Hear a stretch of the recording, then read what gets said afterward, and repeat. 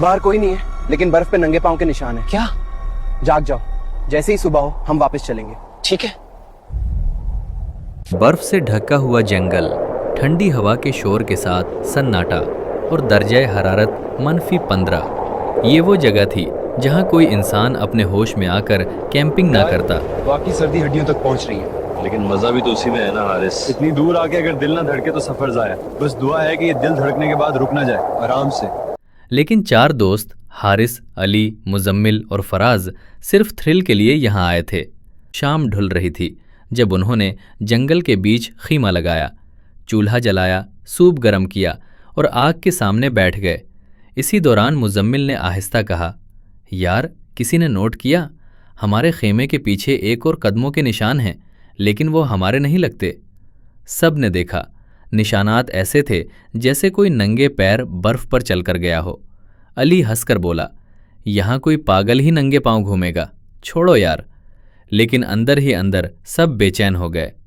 दूसरा दिन रात के 2 बजे हारिस की आंख एक अजीब आवाज से खुली। तुम यहाँ क्यों आए हो?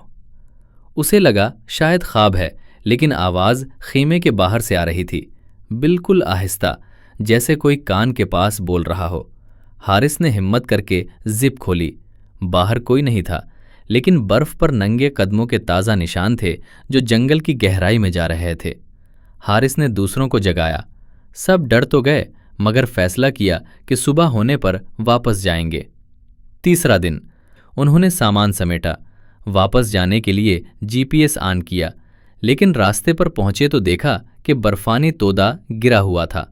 जंगल से बाहर का रास्ता पूरी तरह बंद हो चुका था। हमें 1 दिन और रुकना पड़ेगा, फराज ने बेबसी से कहा। रात होते ही दर्जा हरारत मजीद कम हुआ। कैंप में आग जल रही थी कि अचानक आग खुद ब खुद बुझ गई। फिर आवाज आई, तुम्हें यहां नहीं रुकना चाहिए था। चारों दोस्त एक दूसरे को देखते रह गए। चौथा दिन उस रात बर्फानी तूफान आया। खेमा हिल रहा था, हवा चीख रही थी।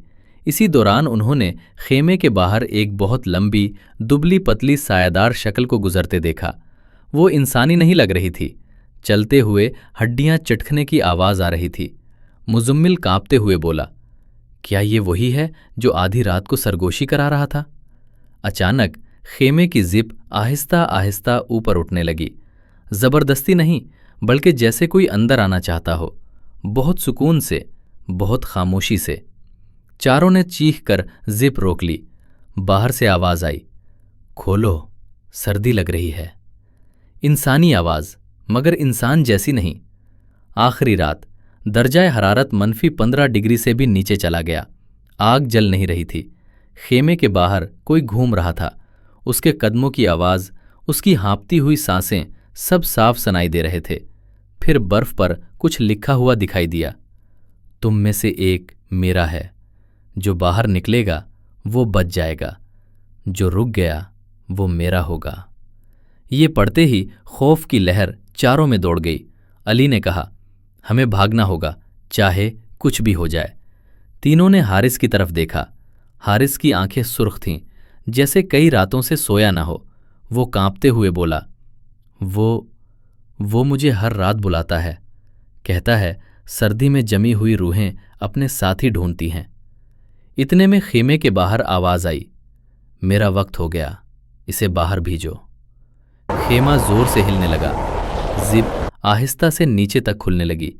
अंदर हाथ जैसी लंबी सियाह उंगलियां नजर आईं, लंबी हड्डियों जैसी, जैसे कोई यख बस्ता कब्र से उठा हो। हारिस बेकाबू होकर चीखते हुए बाहर भाग निकला और लम्हों में बर्फ की धुंध में गायब हो गया। बाहर से उसकी चीखें आए, फिर अचानक खामोशी। बाकी तीनों दोस्त सुबह तक खेमे में दब के बैठे रहे। जैसे ही रोशनी फैली, बाहर आए तो देखा कदमों के निशानात जंगल के अंदर तक जा रहे थे, लेकिन वापस नहीं आ रहे थे। हारिस कभी नहीं मिला, लेकिन कई महीनों बाद जब बर्फ पिघली, एक दरख्त पर इंसानी नाखूनों से खराशें मिली थीं। मैं वापस आऊँगा, सर्दी में जो भी कैंप करेगा उसे वो ले जाएगा।